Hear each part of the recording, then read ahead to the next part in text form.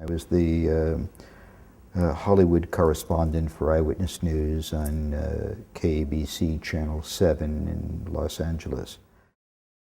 You've probably played all kinds of rooms. Is there really a difference playing in a place like this or playing one of those really creepy places? That's something else, because all the heavies are here, you know, and you want to look good in front of the heavies, you know. Are there going to be any new Cheech and Chong numbers that we should look for? Any new trips? We'll have 47, 38, and 13. We are doing 13. Yeah, we'll be doing 6 and 6. You know, for some oldies freaks, so 6 will be in there. Will we be one, perhaps. Will you be doing any new comedy bits? Yeah. Hopefully. Yeah. We better. One on numbers.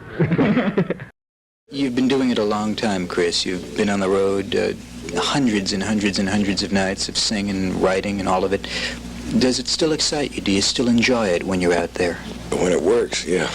I don't think it's changed too much because I still feel lousy when it doesn't work and still feel good when it does. When you talk about that liberated thing that you're trying to communicate to the media, does that include a sexually liberated trip as well? Well, yeah, I think it's hard to discuss that in 5 seconds, but it's kind of like sexually, everybody has all these different definitions of what sexuality a person is, and when there's none of those things are really true. Most of those things are just media creations, tags, and we kind of just believe that people are, if you want to talk about sexuality, that people are just sexual.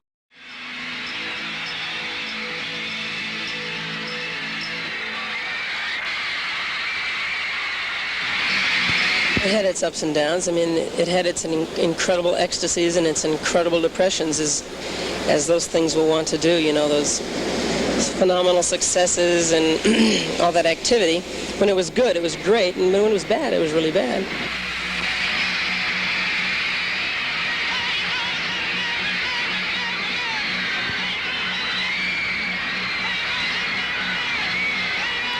Why have you been able to sustain so long when so many of the others just fall out? Well, I guess it's like I just said, it goes back to talent, I would imagine.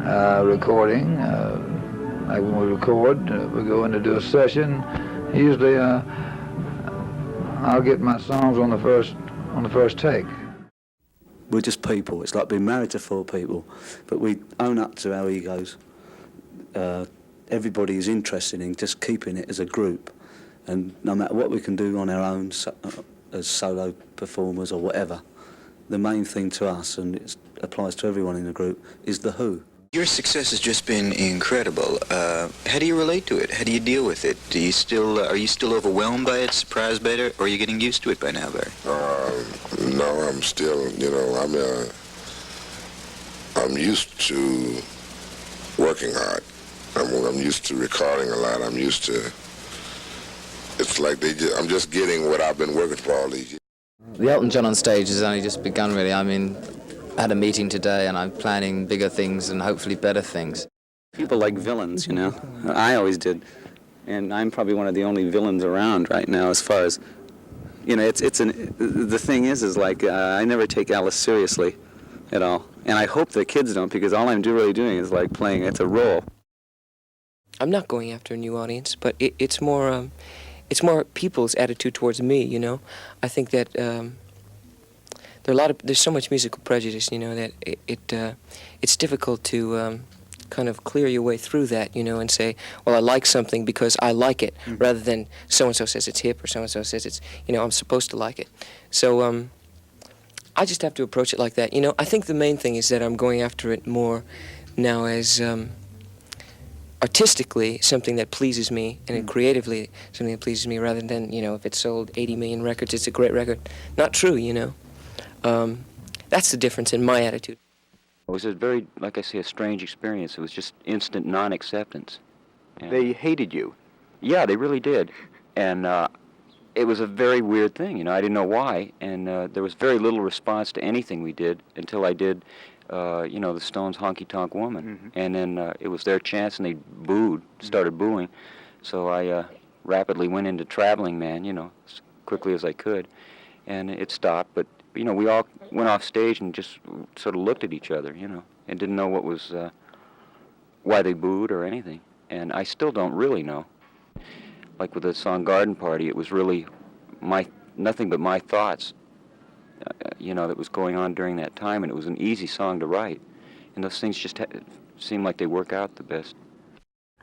I guess most young ladies around the world would think about your marriage as being a kind of storybook, fantasy-type marriage. What was it like, really, to have been married to Elvis Presley? The only thing that was hard was the fact that he was gone most of the time, and only because of his business, which, of course, you know, he has to do that, too, to make a living. For you to go out and go to nightclubs and dance, was it mainly staying home?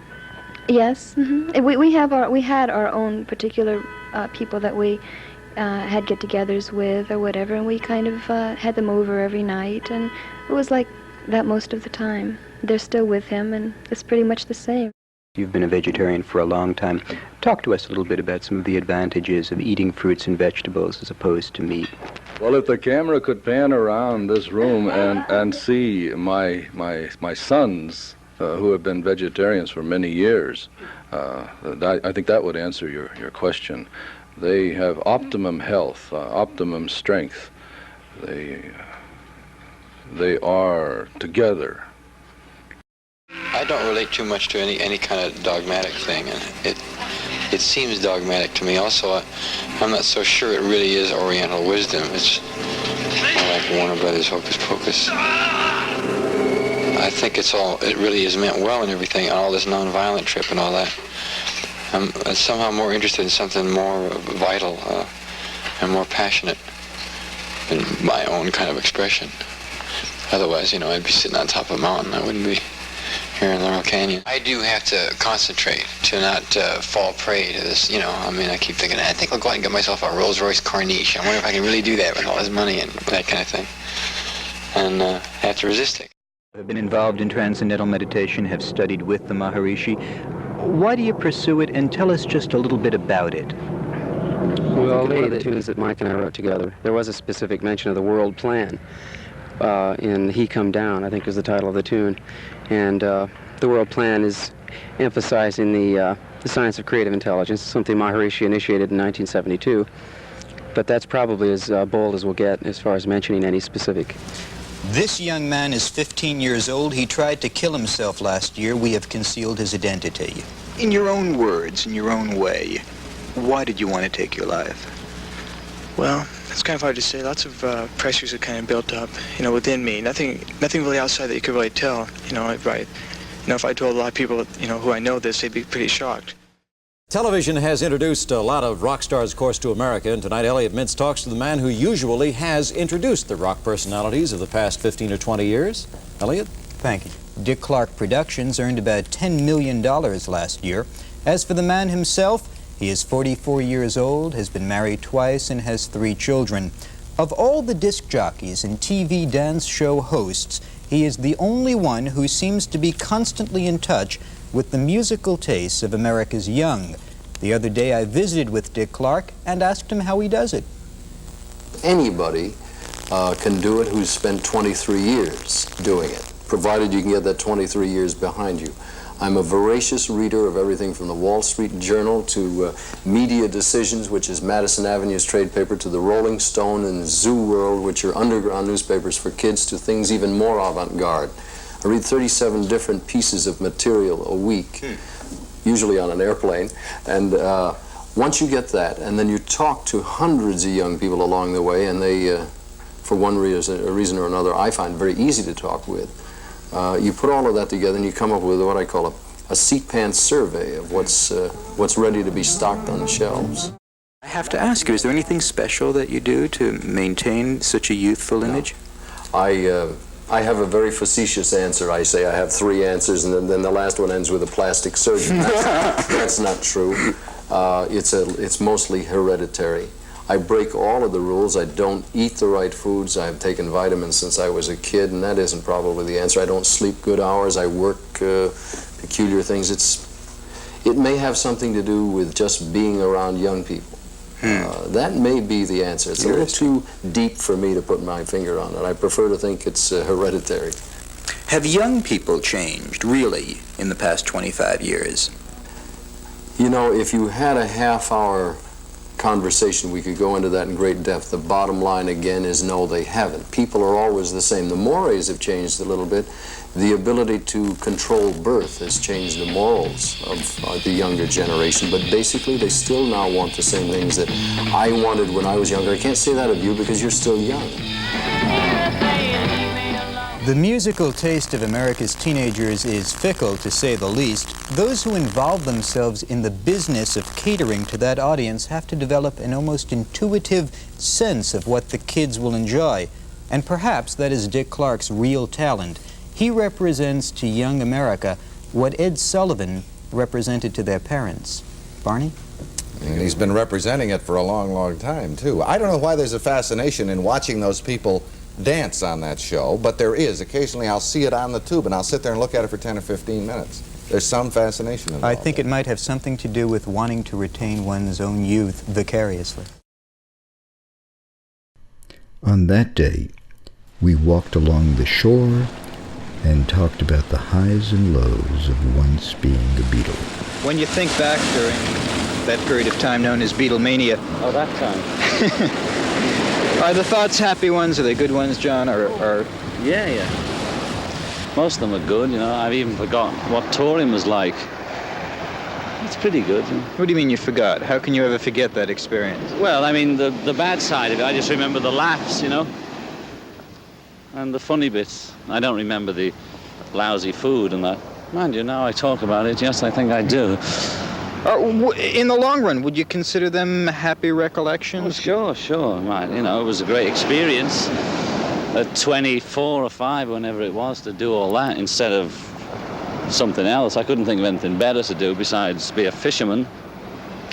Do you miss it? No, I don't miss it. You know, I've done it. That's enough. I would have hated to wait all my life till I was 50, you know, to make it, as they say. Do you think you got out of it at a good time, or looking back, do you think maybe you should have gotten out of it earlier, or... I think if we'd left it any later, it would have been... It was getting nearly too late, you know. What do you think, if you could just recall one moment or one period of time during it all? Yeah. I'd like to know the highest moment and the lowest moment, when it was its best and when it was its worst. A couple of high moments, like first time in America.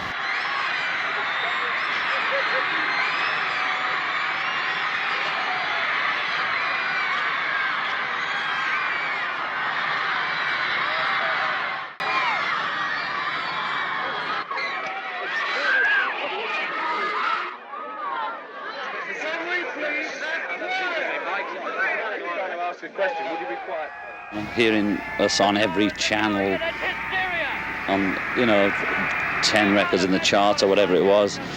Another high moment was Australia. You know, it's funny, but there was more people came to see us there than anywhere. I mean, it looked like, I think the whole of Australia was there.